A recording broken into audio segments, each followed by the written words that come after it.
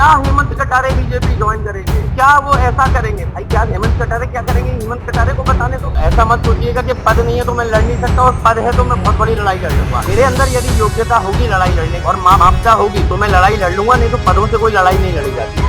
खेती में नई क्रांति का नाम न्यू हॉलैंड, आधुनिक तकनीक से भरपूर, खेती बने आसान, मुनाफा हो दोगुना। न्यू हॉलैंड ट्रैक्टर के सभी मॉडल उपलब्ध हैं। हाल ही में कांग्रेस से एक बेहद चौंकाने वाली खबर सामने आई है, जहां अपने अलग अंदाज के लिए जाने जाने वाले कांग्रेस विधायक और उपनेता प्रतिपक्ष हेमंत कटारे ने अपने पद से इस्तीफा दे दिया, जिसके बाद कयास लगाए जाने लगे कि क्या वो भाजपा में जाएंगे। इस तरह की बातें की जाने लगी, लेकिन अब इस मामले में हेमंत कटारे का बयान सामने आया है, जिसमें उन्होंने साफ कर दिया है कि वो भाजपा में नहीं जाएंगे। उनका कहना है कि यह प्लांट न्यूज़ है, बीजेपी से नीतिगत लड़ाई में हमेशा आगे रहेंगे। यह बात अपने पिता से सीखी है, उनके अंदर योग्यता होगी तो बिना पद के भी लड़ाई लड़ते रहेंगे। उन्होंने कहा कि वह सड़क से लेकर सदन तक पूरी मजबूती के साथ भाजपा के खिलाफ लड़ाई लड़ते रहेंगे। साथ ही बोले कि उन्हें जो भी बोलना था उसे वह सोशल मीडिया पर बोल चुके हैं, पार्टी के अंदर उचित प्लेटफॉर्म पर अपनी बात रख दी है। हेमंत कटारे ने कहा कि उन्होंने इस्तीफा वापस नहीं लिया है, सदन के अंदर परिवार को छोड़कर, क्षेत्र की जनता को छोड़कर समय देते हैं। रात रात भर जागकर विधानसभा की तैयारी करता हूं, लेकिन सरकार उनके प्रश्नों को रिजेक्ट कर देती है, और जहां सदन में समय दे रहा था वहां जवाब नहीं मिल रहे।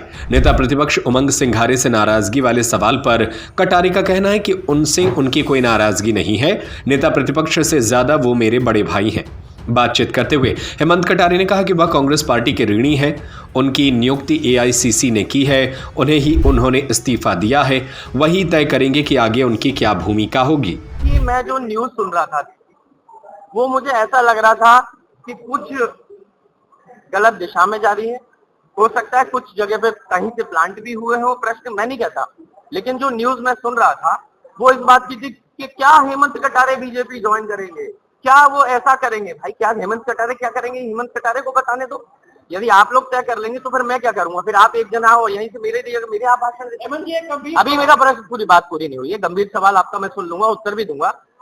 मेरा गंभीर उत्तर सुन लीजिए। मेरा गंभीर उत्तर ये है, और इस बात को जब मैं कह रहा हूं तो शायद आपको ये महसूस हो जाए कि जब से मैंने राजनीति में कदम लिया है, मैंने भाजपा में जाने का मेरे मन में विचार भी नहीं आया है। और जब मैं कोई बात कहता हूं तो डंके की चोट पे कहता हूं। भाजपा से नीतिगत रूप से लड़ाई लड़ने में मैं सबसे आगे आपको कांग्रेस से मिलूंगा। ये संस्कार और ये दमदारी मेरे स्वर्गीय पिताजी ने मुझे दी है। रही बात, सम्मान भी करूंगा मैं, ऐसा नहीं कि भाई किसी से निम्न स्तर पे जाऊं, और जरूरत पड़ी अगर एक हाथ कोई वैसा फंस गया चाचा बनाना तो वो भी मैं परहेज नहीं करूंगा। कोई ज्यादा अगर अपने आप को तुरंगा समझने वाला भी आ जाते हैं, कई बार घमंड आ जाता है पद के साथ, तो वो भी देख लिया जाएगा। लेकिन भाजपा का मैं नीतिगत रूप से सदन के अंदर, सड़क के ऊपर, बाहर जाकर के विरोध करूंगा।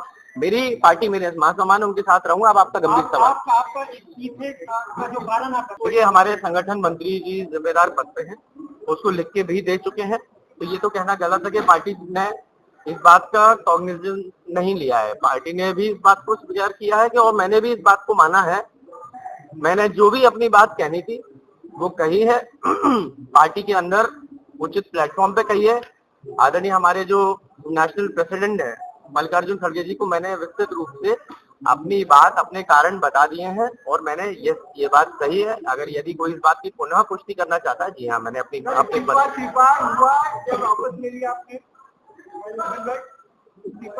मैंने सुन लिया, पानी पी के उत्तर दे रहा हूँ भैया, सुन लिया।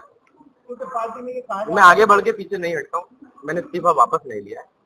पार्टी का क्या निर्णय होता है ये मेरे हाथ में नहीं। हमारे पार्टी के इतने वरिष्ठ नेता हैं, वो जो भी निर्णय लेंगे, आदरणीय हमारे नेशनल प्रेसिडेंट है, वो जो भी निर्णय लेंगे स्वीकार कर सकते हैं, अस्वीकार कर सकते हैं, जो भी वो करते हैं, क्योंकि वो पार्टी के सर्वोच्च पद पर विराजमान है।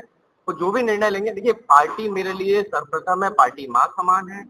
पहले भी मैंने इस बात को कहा, मेरे पिताजी ने भी इस पार्टी के लिए खून पसीना एक किया। मेरा नैतिक दायित्व है अपनी पार्टी के लिए हमेशा खड़े रहना, और मैं हमेशा खड़े रहूंगा, इस बात में कोई दो राय नहीं है।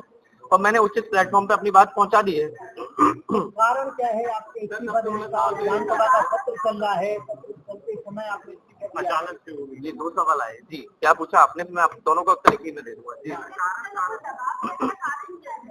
ठीक है, आपने कारण पूछा, उनने पूछा दबाव था क्या।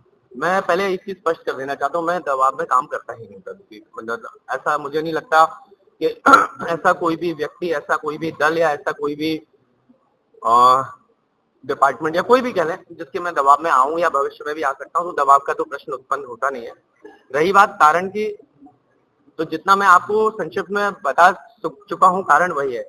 मुझे पता नहीं क्यों आप लोगों को ये यकीन करने में तकलीफ है, या क्यों नहीं इस बात को आप हजम कर पा रहे कि भाई कोई कारण व्यक्तिगत पारिवारिक हो सकते हैं, कोई कारण है। भाई ऐसा थोड़ी है कि सब पद को मोह करके ही बैठे हो, पद के ही साथ मरेंगे। भाई हो सकता है मेरे पारिवारिक कारण हो सकता है मेरे राजनीतिक कारण हो, मेरे विधानसभा से जुड़े हुए कारण हो सकता है सदन के अंदर जब मैं अपने परिवार का त्याग करके, मैं अपने क्षेत्र की जनता का समय त्याग कर करके मैं यहाँ सदन में समय देता हूँ, और सदन में आने के बाद क्या मिलता है, पूरी रात जागने की तैयारी के बाद यह मिलता है कि जो स्थगन प्रस्ताव जिसमें 35 लोगों की मौतें हुई और भविष्य में इन मौतों की पुनरावृत्ति ना हो, उस स्थगन प्रस्ताव को अस्वीकार कर दिया जाता है।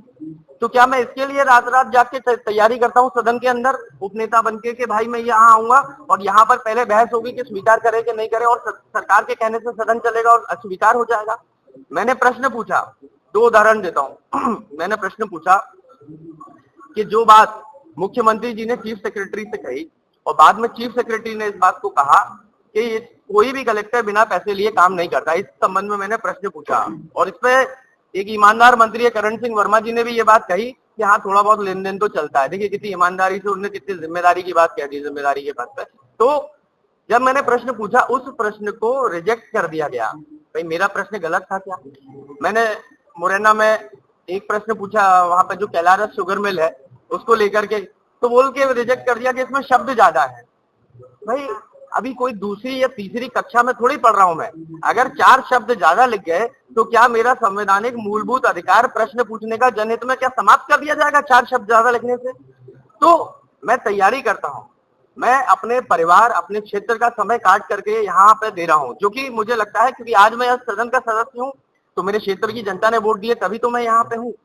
मैं उनको समय दे नहीं पा रहा, घर को समय। अब आपको मैं और एक बात बता देता हूँ, क्योंकि हो सकता है आप इस बात पे शायद भरोसा करें और ना भी करें, लेकिन यदि कोई तथ्य होगा तो मानना ही पड़ेगा।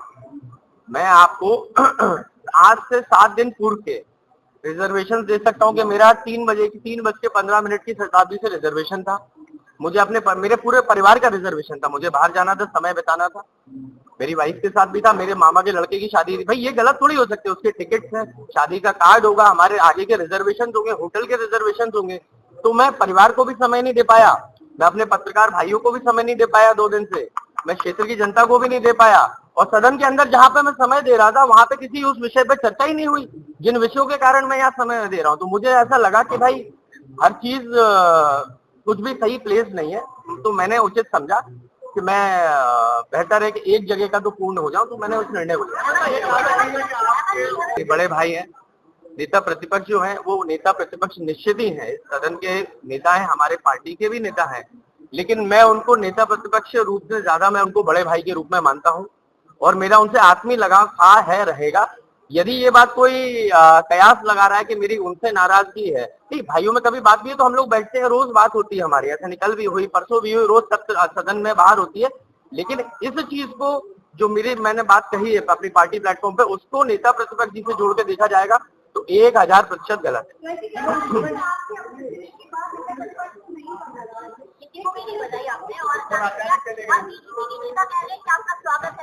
दोनों का मैं, कौन ने कहा? किसने कहा? नेता का नाम होगा,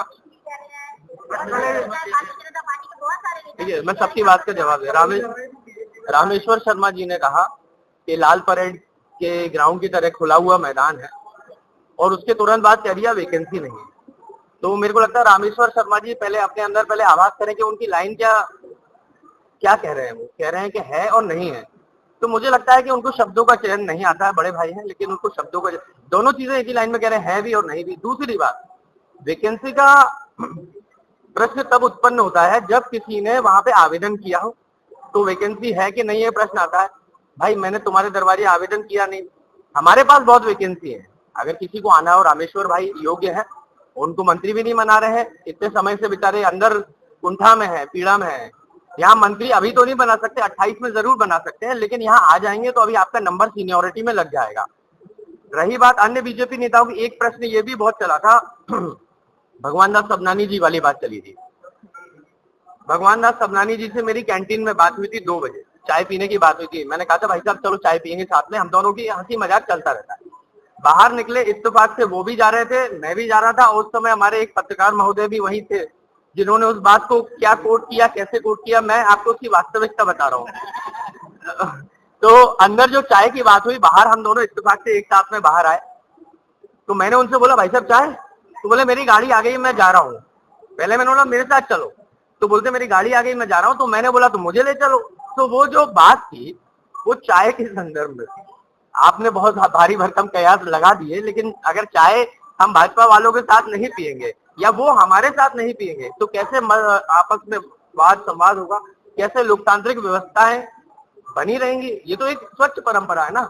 और दूसरी बात, सबनानी जी कोई पार्टी के अध्यक्ष तो है नहीं, या राष्ट्रीय अध्यक्ष या प्रदेश अध्यक्ष या कोई बहुत बड़े, भाई उनके हाथ में निर्णय तो है नहीं, वो तो बेचारे खुद परेशान है कई चीजों पे। आपका क्या निर्णय है, आप क्या चाहते हो? खेती में नई क्रांति का नाम न्यू हॉलैंड, आधुनिक तकनीक से भरपूर, खेती बने आसान, मुनाफा हो 2 गुना। न्यू हॉलैंड ट्रैक्टर के सभी मॉडल उपलब्ध हैं। संपर्क करें और पाएं बेहतरीन ऑफर। आज ही आइए, अधिकृत विक्रेता संपदा एग्रो सॉल्यूशन एजेंसी, बिजली ऑफिस के सामने, मेन रोड, देवरी, सागर। संपर्क करें संजय ब्रजपुरिया 9425451161।